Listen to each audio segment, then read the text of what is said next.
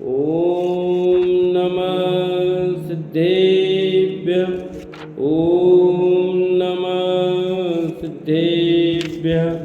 ओम नमः सिद्धेभ्यः। ओम जय जय जय।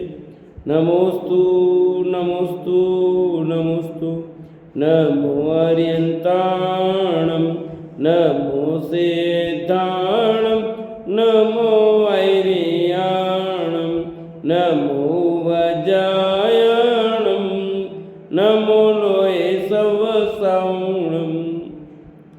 मंगलम भगवान वीरो मंगलम गौतमो गणी मंगलम कुंद कुंदारो जैन धर्मोस्तु मंगलम सर्वमंगलम मांगल्यम सर्वकल्याणकारकम प्रदानम सर्वधर्माणां जैनम जयतु शासनम जैनम जयतु शासनम।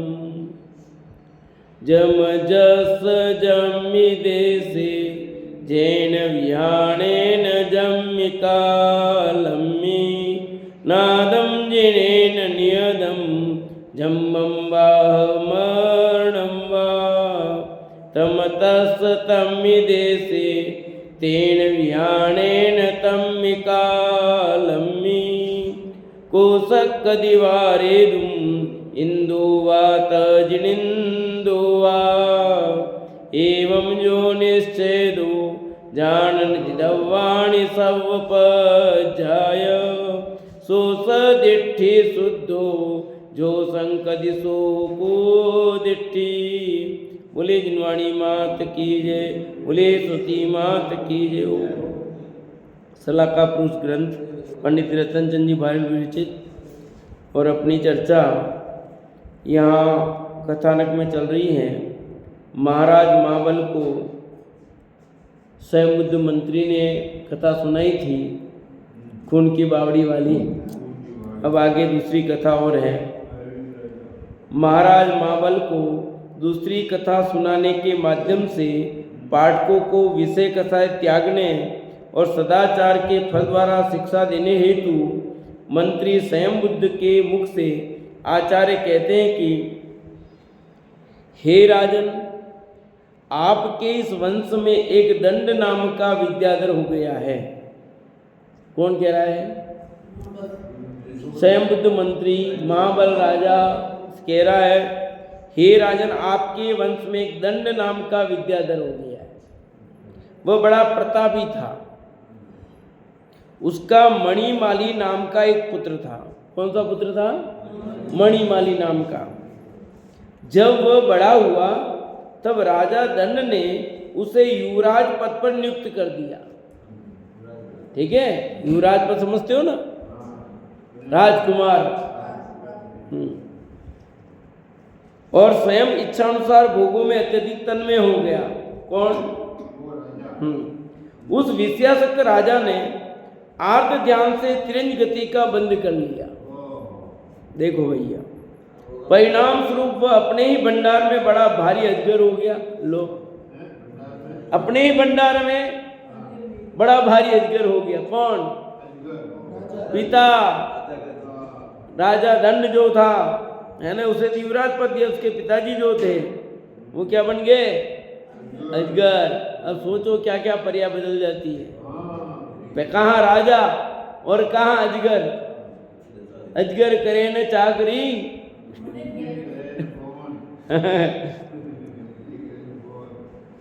देखो भाई, विषयासक्त राजा ने आर्त ध्यान से तिरंज गति का बंद कर लिया। भाई देखो परिणामों की विचित्रता।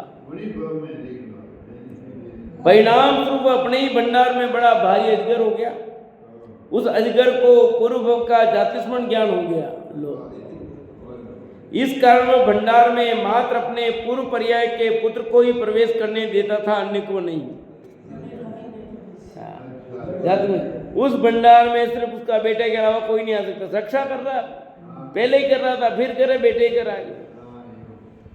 एक दिन राजा मणिमाली किन्हीं अवधि ज्ञानी मुनराज से पिता के अजगर होने का वृत्तांत मालूम कर पितृभक्ति से उनका मोह दूर करने के लिए उस भंडार में गया। जहाँ अजगर रहता था, और धीरे से अजगर के आगे खड़ा होकर स्नेहयुक्त वचन कहने लगा, हे पिता, आपने पूर्व में धनादि में अत्यंत ममत्व और विषयों में अत्यंत आसक्ति की थी। इन्हीं अशुभ भावों से आप इस तिरंज गति में अजगर की निकृष्ट पर्याय में आकर पड़े हो भैया। यह विषय रूपी जहर अत्यंत कटुक है, इसलिए धिक्कार योग्य है। हे पिता, अब भी इस विषय और मोह रूप आमिष को छोड़ दो। क्या कह रहे हैं?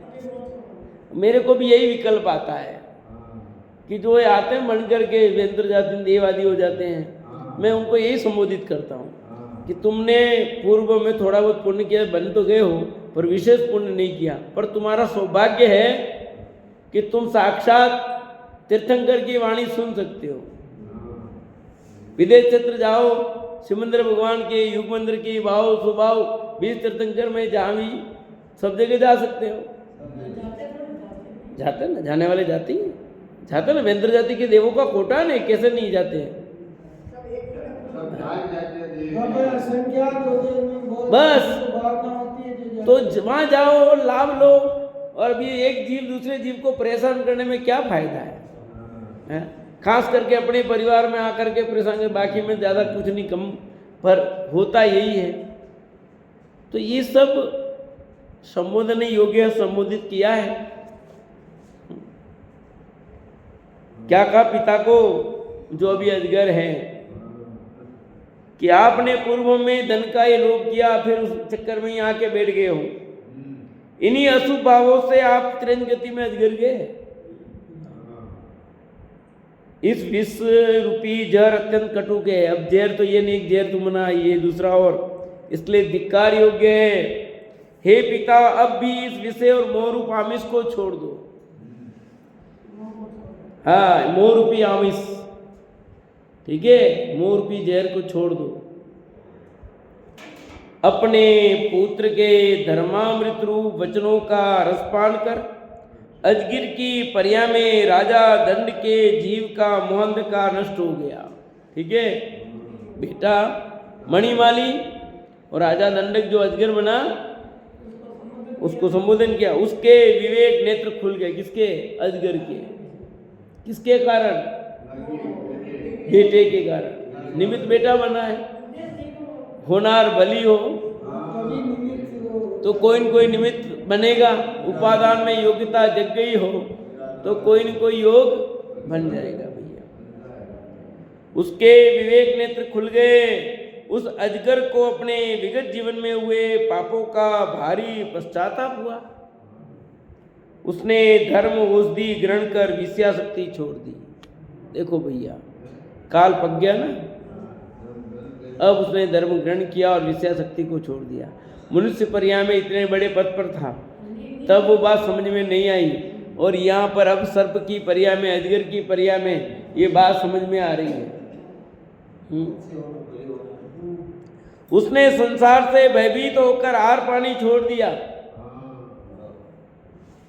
उसको छोड़ दो, इधर सुनो, बढ़िया मजा आएगा। शरीर से भी ममत्व त्याग दिया। शरीर से भी क्या किया? किसने? अजगर के पूर्वव का नाम क्या था?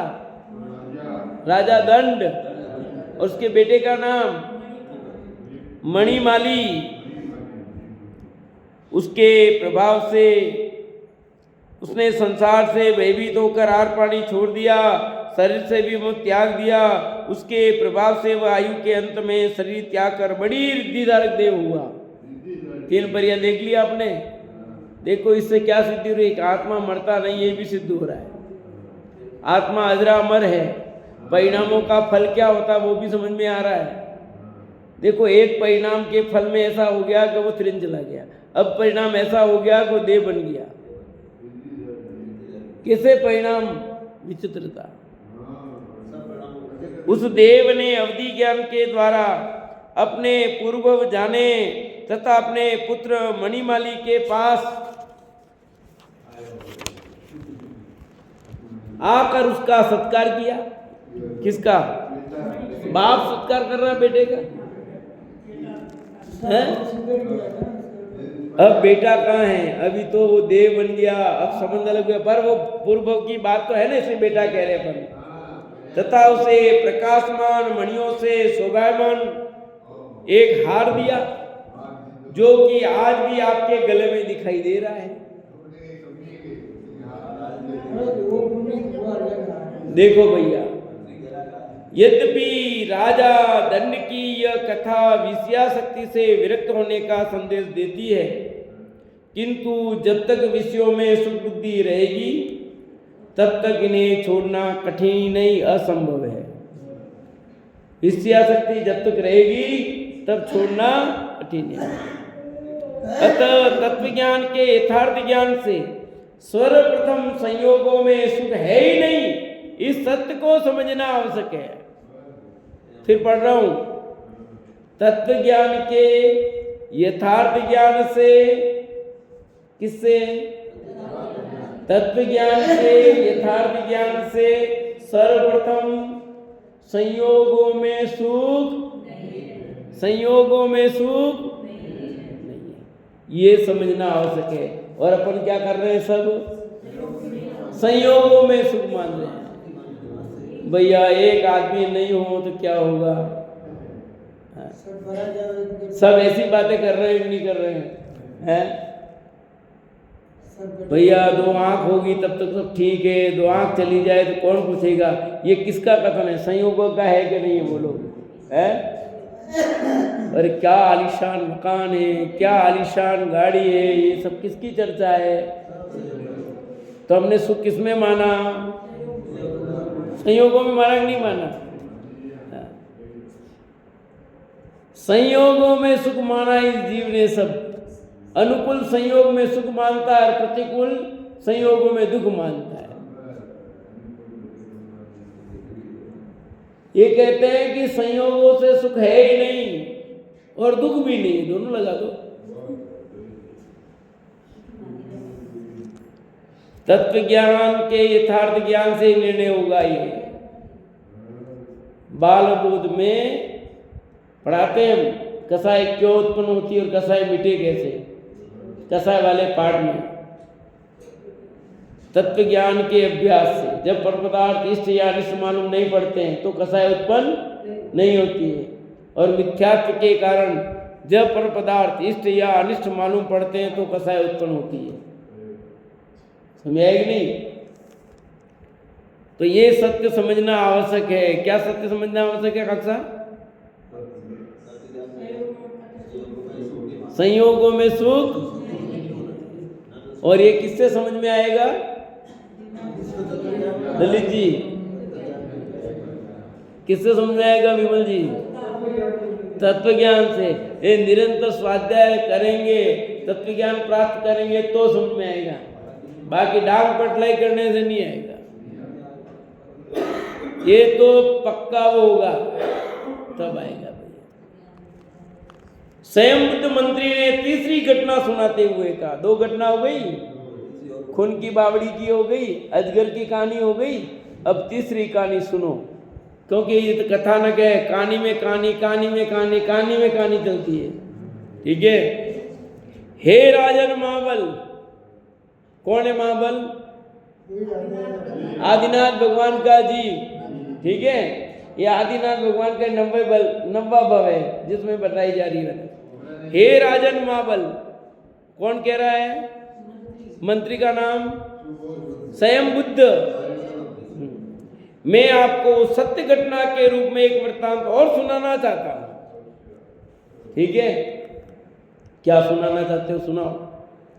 उस वृत्तांत को जानने व देखने वाले कितने वृद्ध विद्याधर आज भी विद्यमान हैं। क्या लिखा? जो मैं वृत्तांत कहने जा रहा हूं ना, उसको देखने वाले, जानने वाले वृद्ध विद्याधर आज मौजूद हैं। यानी मैं जो बात कह रहा हूं बना के नहीं कह रहा, सत्य घटना कह रहा हूं, जिसको जानने वाले, देखने वाले लोग मौजूद हैं। राजा सतबल नाम के आपके दादा हुए हैं। किसके? महाबल के पिताजी के पिताजी। मतलब क्या नाम है? सतबल। ये महाबल है, वो सतबल। उन्होंने चिरकाल तक राज सुख भोग कर अंत में आपके पिताश्री अतिबल को राजसत्ता सौंप दी और स्वयं राज्य से एवं राज सुख सुविधाओं तथा भोगों से निष्क्रिय हो गए। आपके पिताजी थे अतिबल और उनके पिताजी थे सतबल। तो सतबल ने क्या किया? सुख सुविधाएं छोड़ करके निष्क्रिय हो गए। उन्होंने सम्यक दर्शन प्राप्त कर श्रावक के व्रत ग्रहण कर लिए और विशुद्ध परिणामों से देवायु का बंध कर लिया। अंत में समाधि मरण पूर्वक शरीर छोड़ा। किसने? बोलो बोल जी। सतबल। सतबल के पोते का क्या नाम था? मैंने खबर है, मैंने पूछो है तो आप जवाब दो बस। क्या नाम था? सतबल के बेटे का नाम बताओ और महाबल के पिताजी का नाम बताओ।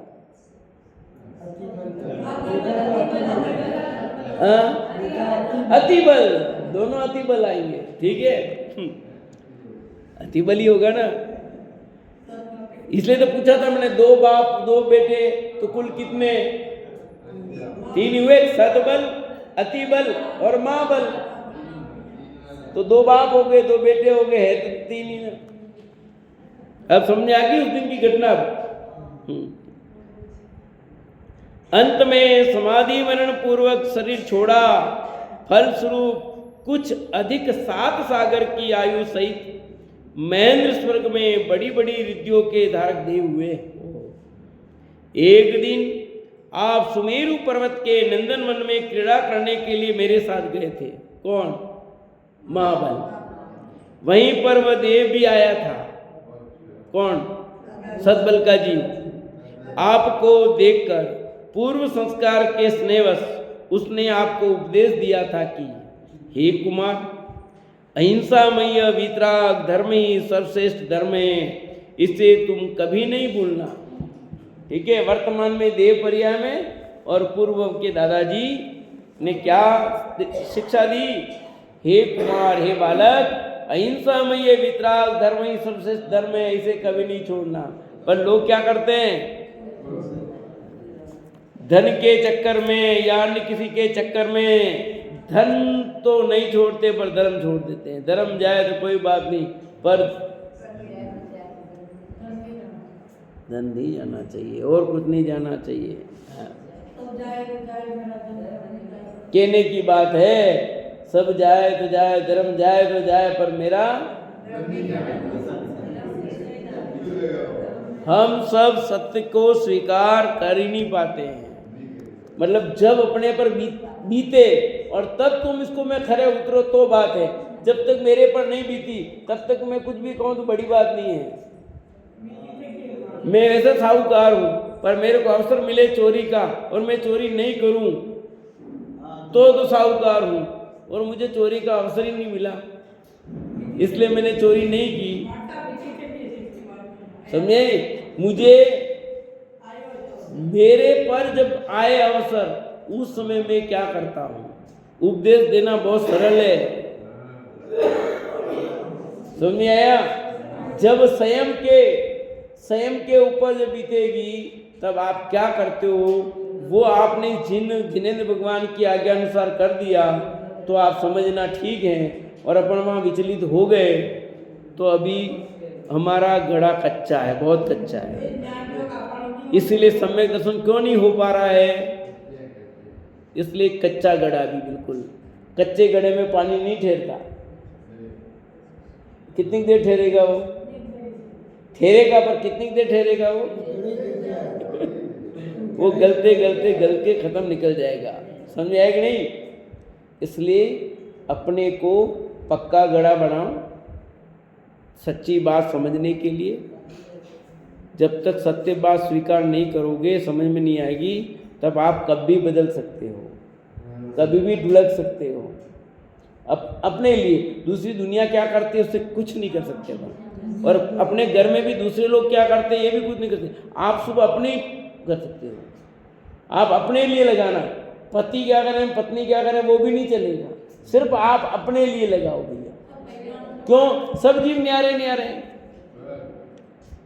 आपकी पत्नी तो ऐसा करती होगी, आपके पति तो ऐसा करते होंगे, मैं मेरी बात करता हूं, समझ आई नहीं? आप अपनी बात करो, सारी दुनिया को तो नहीं बदल सकते। स्वयं बुद्ध मंत्री ने महाबल राजा को चौथी घटना सुनाते हुए कहा, 3 घटना सुना दी, ठीक है। पहली घटना कौन सी थी? खून की बावड़ी हो गई, दूसरा अजगर जी हो गए, और तीसरा ये देव बन गए सतबल जी, और उन्हें संबोधित किया महाबल को। अब चौथी घटना, आपके पिता अति बल के दादा और आपके परदादा महाराज शस्त्र बल थे। लो 4 पीढ़ी आ गई, ठीक है। आपके पिता अति बल के दादा और आपके परदादा महाराज शस्त्र बल थे। उनके विद्याधर राजा उनकी आज्ञा सिरोधार्य करते थे। उन्होंने अपने पुत्र सतबल महाराज को राज देकर मोक्ष प्राप्त करने वाली उत्कृष्ट जिन दीक्षा धारण की थी। वे मुनि होकर तपचरण कर तप रूपी किरणों के द्वारा केवल ज्ञान प्राप्त करके दिव्यधन द्वारा समस्त पृथ्वी को तत्व ज्ञान से आलोकित करते हुए मोक्ष पद को प्राप्त हुए थे। लो ये परंपरा चल रही है, समझ आया कि नहीं? सब मुक्ति के मार्ग की ओर अग्रसर हैं। हे आयुष्मान, इस प्रकार आपके पिता ने भी आपके लिए राज्यभार सौंपकर वैराग्य भाव से उत्कृष्ट जिन दीक्षा धारण कर ली है। हे राजन, मैंने धर्म और अधर्म का सेवन करने वाले आपके वंश के व्यक्तियों की ही यथार्थ घटनाओं के रूप में चारों ध्यानों के फल के 4 उदाहरण प्रस्तुत किए हैं। आगे सब चारों ध्यान देखिए। राजा अरविंद, पहली कहानी। अरविंद दाह जवर को दूर करने के हेतु खून में स्नान करने के संकल्प से रौद्र ध्यान के कारण नरक गए। आर्त ध्यान के फलस्वरूप राजा दंड अपने ही भंडार में अजगर हो गए। आर्त ध्यान हो गया, रौद्र ध्यान हो गया दोनों। तीसरा, सतबल धर्म ध्यान से स्वर्ग गए और शस्त्र बल शुक्ल ध्यान से मुक्त हुए। 4 ध्यान हो गए, आर्त ध्यान, रौद्र ध्यान, धर्म ध्यान, शुक्ल ध्यान। एक रौद्र ध्यान के पहले उदाहरण दे दिया, फिर आर्त का बाद में दिया है, पर हुए चारों ध्यान। इन चारों ध्यानों में प्रथम 2 ध्यान कुगति के कारण हैं और बाद के 2 धर्म ध्यान करने वालों को स्वर्ग के भोग तो सुलभ हैं ही, वे ही कालांतर में शुक्ल ध्यान की सीढ़ी पर आरोहण कर मुक्ति पद प्राप्त करते हैं। अतः आर्त रौद्र ध्यान से बचें एवं धर्म ध्यान करें। किससे बचना चाहिए? आर्त और क्या करना चाहिए? और अपन क्या करते हैं? आर्त रौद्र ध्यान ज्यादा करते हैं। धर्म ध्यान का तो मतलब ही नहीं है, शुक्ल ध्यान की तो बात कोसों दूर रही। आर्त रौद्र के परिणामों से कितना ऊंचा नीची हो रहा है, और आर्त रौद्र के परिणामों का फल देखो क्या है।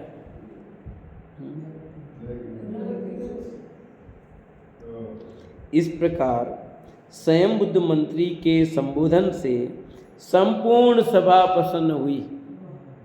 सबको विश्वास हो गया कि जिनेन्द्र प्रणीत तत्व ही वास्तविक धर्म है, अन्य मतांतर धर्म नहीं बल्कि धर्माभास है। क्या कहा?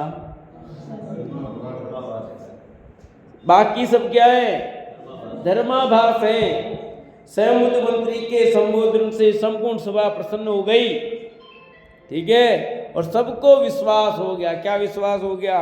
कि जिनेन्द्र प्रणीत धर्म ही वास्तविक धर्म है, अन्य मतांतर धर्म बल्कि सब धर्मा। इसलिए अब सोचना चाहिए कि तेरी भी जय करने से काम नहीं चलेगा। समझ आए कि नहीं?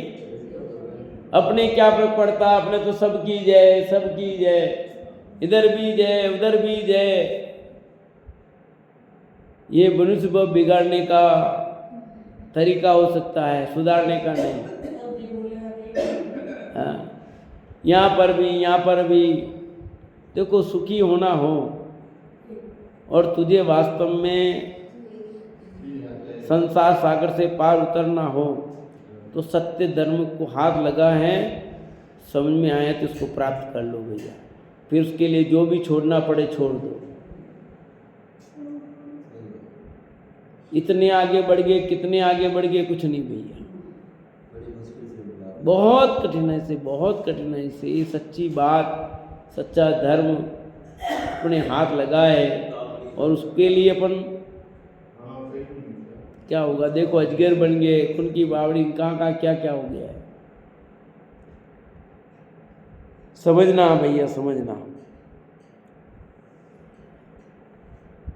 राजा महाबल ने मंत्री स्वयं बुद्ध के द्वारा कहे तत्वज्ञान पर अपनी श्रद्धा व्यक्त करके उसका सत्कार किया।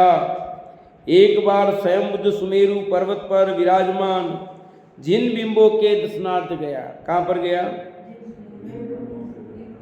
वहां के सौंदर्य का वर्णन करने में स्वयं को असमर्थ पाता हुआ अवाक रह गया। सुमेरु पर्वत गए दर्शन के लिए। सुमेरु की वंदना करते हुए स्वयं बुद्ध मंत्री ने आकाश से चलने वाले आदित्य गति और अरिंजय नामक दो मुनि अकस्मात देखे। रिद्धिधारी दो मुनिराजों को देखा, आकाशगामी विद्या जिनको थी।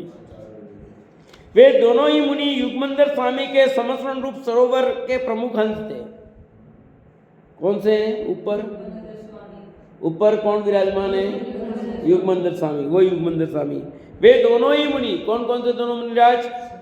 आदित्य गति और अरिंजय नामक। आदित्य गति और वे दोनों ही मुनि युगमंदर स्वामी के समस्रण रूप समोसरण के प्रमुख हंस थे।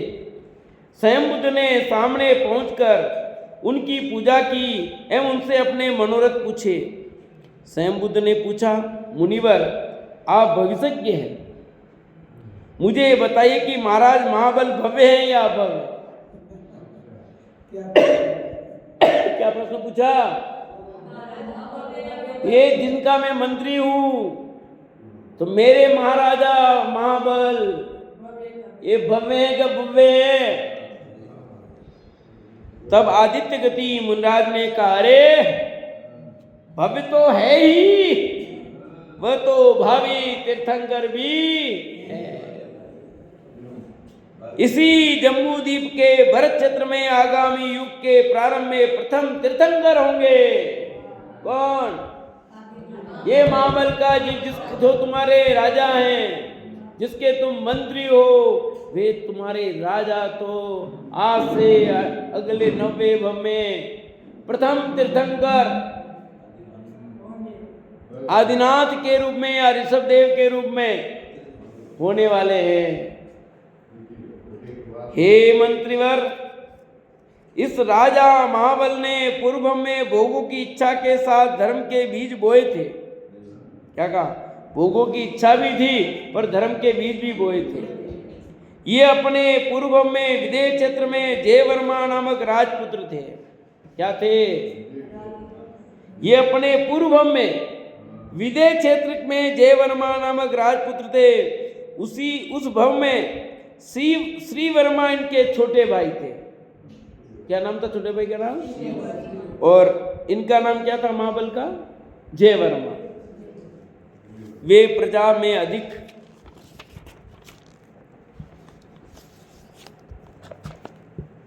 लोकप्रिय थे, अतः राजा ने उसे राजपाट सौंप दिया। इससे दुखी होकर बड़ा भाई जयवर्मा दुखी होकर विरक्त हो गया और अपने भाग्य को कोसते हुए स्वयंप्रभ मुनिराज के निकट जाकर तप करने लगा। एक बार विद्याधर की विभूति देखकर उसने ऐसा निदान किया कि मुझे भी आगामी भव में विद्याधरों जैसा महान वैभव प्राप्त हो। तब ऐसा विचार कर ही रहा था कि एक भयंकर सर्प ने आकर उसे काट लिया। वह भी निदान पूर्वक मरकर महाबल विद्याधर हुआ। पूर्व संस्कार के कारण वह अभी तक भोगों में आसक्त रहा है। कौन? अब किसने काटा था महाबल को? सर्प ने। परंतु हे मंत्री, अब तुम्हारा उपदेश पाकर वह शीघ्र ही भोगों से विरक्त होगा। अभी तक तो भोगों में आसक्त था पर अब आपका उपदेश होगा और उस उपदेश से वो विरक्त हो जाएंगे, धर्म मार्ग में लग जाएंगे। किसने कहा? क्या नाम था मुनिराज का? अरिंजय और आदित्य जी। हे मंत्री सुनो सुनो सुनो सुनो, आज ही तुम्हारे राजा ने 2 सपने देखे हैं। तुम्हारे राजा ने कितने सपने देखे? कौन कह रहा है? किससे कह रहे हैं? स्वयं बुद्ध मंत्री को। स्वयं बुद्ध मंत्री को कह रहे हैं कि आज ही तुम्हारे राजा ने 2 सपने देखे हैं। पहले सपने में उसने ये देखा कि 3 दुष्ट मंत्रियों ने उसे बड़ा भारी कीचड़ में फंसा दिया है, परंतु तुम उसे कीचड़ में से बाहर निकाल रहे हो और सिंहासन पर बिठाकर उसका अभिषेक कर रहे हो। किसने देखा ये सपना? किसने देखा? विमल जी। राजा का नाम नहीं, आप कोई नहीं बोलेगा। अब ये राजा बनने जा रहे हैं, अभी देखो। महाबल ने कहानी बराबर पूछ लेना। हाँ, ये तो सरल है ना, यूं क्या कर रहे हो? एकदम सरल बात चल रही है। महाबल ने 2 सपने देखे। पहला सपना क्या देखा? 3 मंत्री तो उसको कीचड़ में डुबा रहे हैं और एक स्वयं बुद्ध क्या कर रहे हैं? उसको सिंहासन में बिठाकर अभिषेक कर रहे हैं। ये तो पहला सपना हुआ। दूसरे सपने में क्या देखा? राजा ने अग्नि की तीव्र ज्योति को क्षण क्षण क्षीण होते देखा। जो अग्नि की ज्योति है वो तो क्षीण हो रही है धीरे धीरे। ये दोनों सपने देखकर वह राजा तुम्हारी प्रतीक्षा कर रहा है, इंतजार कर रहा है। कुछ पूछने से पूर्व ही तुम्हारे मुंह से दोनों सपने उसका फल सुनकर वह राजा आश्चर्यचकित होगा और वह निसंदेह तुम्हारे वचनों को स्वीकार करके जैन धर्म में अतिशय प्रीति करेगा। बिना पूछे तुमने सपने देखकर तुमने ये किया। कौन नहीं होगा बोलो? अभी मेरे लाइन लगानी हो, मैं लगा दूं, बोलो क्या करना है? विमल जी, लाइन लगाना कठिन काम नहीं है। आपके मन की बात मैं कह दूं, एक बार कहा और सही निकल गई तो फिर क्या होगा बोलो? लगेगी नहीं लाइन है, अपने लगानी नहीं है लाइन। समझाएगी नहीं, ये कुछ नहीं है, सामान्य है, ठीक है। और लोग मोक्ष मार्ग की बात कहते हैं तो समझ में आती नहीं लोगों को। और विषय भोगों की लोलुपता की बात करूं, आप देखो वहाँ भीड़ पड़ेगी। और हमारे पास तो मार्ग अभी परोसने के लिए ये ज़्यादा है, यही मार्ग है, यही काम आने वाला है। वो बाकी सब काम आने वाला नहीं है। भले सीखा है पर वो हमारे लिए लाभकारी नहीं। लाभकारी तो ये है, ये तत्व का लाभ, इससे वंचित नहीं रहना भैया।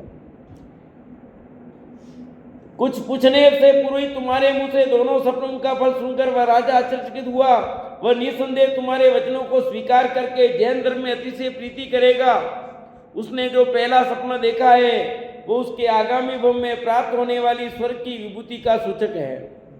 दूसरा सपना सूचित करता है कि अब उसकी आयु 1 ही मास शेष है, इसलिए हे भद्र, उसके कल्याण तुम शीघ्र प्रयत्न करो। ठीक है, देखो विश्वास होना चाहिए किसी बात में। कई लोग क्या विश्वास नहीं करते हैं ना, धीरे धीरे पर सच्ची लगे तो विश्वास करते हैं। उनको लगता है कि ये सही है, कपोल कल्पित है। एक जगह स्कूल में बताया पानी में बन गया, दूसरी जगह वो बताया, मैंने कहा ये पानी नहीं आएगा, कम आएगा, और यहाँ पर नहीं, तो भी उन्होंने कम आया, वहीं खोदा, वहीं खोया, फिर पानी आया कम।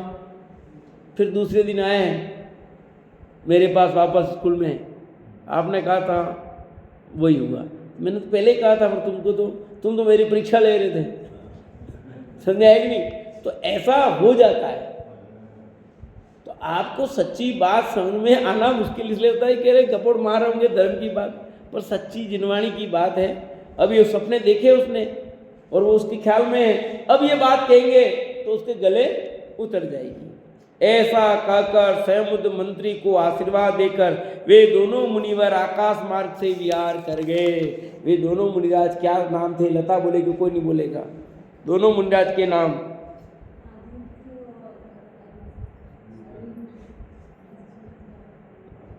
आदित्य, आदित्य आगे पूरा बोलो और दूसरे चलो। भंवर देवी जी बोलो, मारे कोई नहीं। चलो पीछे कमला भाई बोलो। फिर ये कहानी सुनाने से भी मतलब नहीं, तो किधर तो बोलो, बोलो अमृतलाल जी साहब।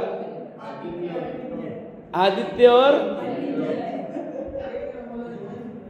चलो खुशबू बोल, अब नए से पूछते, पुराने जाने दो। हाँ, आदित्य गति और अरिंजय, ये दो मुनिराज थे जिन्होंने क्या कहा, क्या उन्होंने आशीर्वाद दिया और पुनः आकाश मार्ग से गमन कर गए। मुनिवरों के वचन सुनकर स्वयं बुद्ध मंत्री शीघ्र ही महाबल राजा के पास आया और राजा सपनों की ही चिंता में था। इतने में मंत्री ने उसके दोनों सपनों के फल की बात कह सुनाई और जैन धर्म के सेवन का उपदेश दिया। हे राजन, जिनेन्द्र देव द्वारा कहा हुआ धर्म ही समस्त दुखों की परंपरा का छेदन करने वाला है। क्या कहा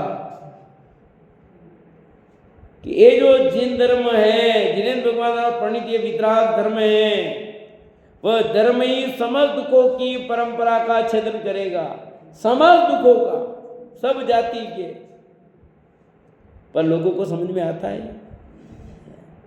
मैं कल गया वहाँ, मैंने एक ही बात की, सब प्रश्न क्या कि भैया ये सब एक एक घटना बताती है कि कर्म इस जीव ने कैसे किए थे, और एक जीव का कर्म नहीं, इस जीव ने किया ये भोग रहा है। इसके साथ मम्मी पापा बेटा पत्नी भाई दादा नाना, हमारे जैसे नाना, वो सब का समझ, तो जिस जिसने जैसा जैसा जितना जितना किया वो सब। हाँ, वो डॉक्टर की सेवा लिखी है, उसको डॉक्टर को सेवा करनी पड़ रही है। जितनी नर्स वर्स है उनको सेवा करनी पड़ रही है। वो सेवा पैसे लेकर के, पर सेवा तो वो भाई को सेवा, निःशुल्क सेवा देनी पड़ेगी, क्योंकि जो भी कर्ज है वो सब चुकारा करना पड़ेगा। वो जो पैसे मांग रहे जितने भी, वो सब पैसे आपको देने पड़ेंगे, एक एक को हिसाब करना पड़ेगा, समझे नहीं? जिसकी सेवा लिखी है उसको सेवा करनी पड़ेगी। जिस जिसने जैसे जैसे संयोग वियोग किए, एक एक घटना का समझो। अरे जैन धर्म की बात सच्ची है, कल स्वीकार करो, आज स्वीकार करो, परसों करो, पर हम ये सच्ची चीज समझ में नहीं आएगी। ऐसा कर दो, वो कर दो, वो कर दो तो हो जाएगा, इससे करने से नहीं होगा। जैन धर्म की सच्ची बात स्वीकार कर लो भैया। ये 3 गाथाएं जो मंगलाचरण में बोलता हूँ, उसका तो जीवन बदल जाएगा भैया, उसको अपना लो बस। मुझे कोई कहता मैं निश्चिंत हूँ, क्यों? एक गाथाएं इतनी मार्मिक है, जीवन बदलने वाली, इतना अपने को कोई टेंशन नहीं है। किस बात का टेंशन? कुछ फर्क नहीं पड़ता है। हाँ, कुछ फर्क नहीं पड़ता है। क्यों? वही हुआ है जो होना था, वही होगा जो होना है, और हो रहा है वही जो हो रहा है, वही हो रहा है जो हो रहा है।